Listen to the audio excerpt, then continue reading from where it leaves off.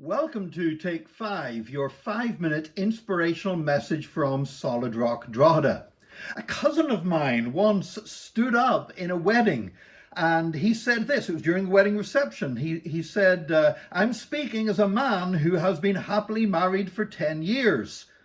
And the rest of us in the family who know him are doing the arithmetic in our head and saying, hang on, he's been married more than 10 years. And he says, yes, I know, I've been married 20 years, but 10 of them have been happy. 10 out of 20 ain't bad.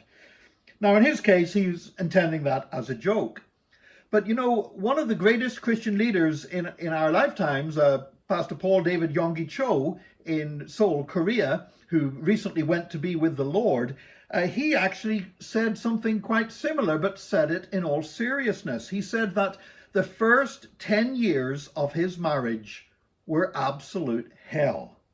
He said that he was unhappily married for 10 years, and he was in full-time Christian ministry.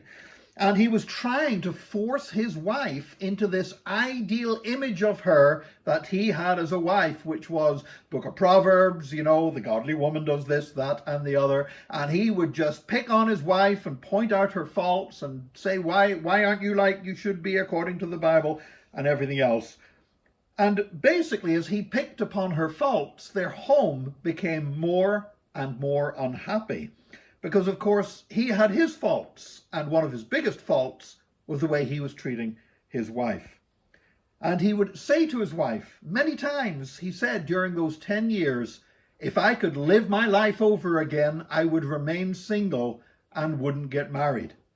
And she would respond to him, she would say, you ought to take your stuff and leave home and go and live in the pulpit in church instead. Because she said, when you're in the pulpit, you sound like an angel, but when you come home, you act like the devil. Wow. What a thing to say. What a thing to say to your wife. What a thing to say to your husband. And eventually, Yonggi Cho reached a point in his life when he realized how destructive the words that he was speaking to his wife were. That he was sowing discord, he was sowing misery, he was destroying her self-respect every time he opened his mouth to her. That his exhortations, which he thought were biblical, were being used by the devil to destroy his marriage.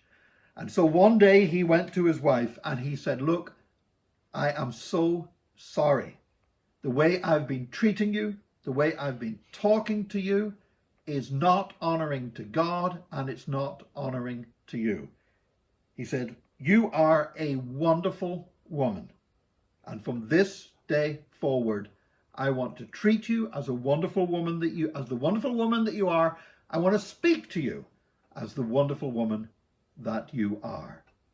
Now, neither of them were perfect, and neither of them, of course, would achieve absolute perfection in this life, but nevertheless, from that day forward was when Yonggi Cho began to count the years that he was happily married after 10 years of being unhappily married. Now, this is still true in marriages today. If we can't speak life, if you're married and you can't speak life over your spouse, your marriage is not going to be a place of joy and grace and love. It's going to be miserable. You're creating a miserable environment by the words that you're speaking over your spouse. But even if we're not married, the words that we speak to other people make a difference. If we speak words of criticism all the time, words of fault finding, words of judgment and condemnation, then don't be surprised if we reap what we sow from those people in our relationships with them.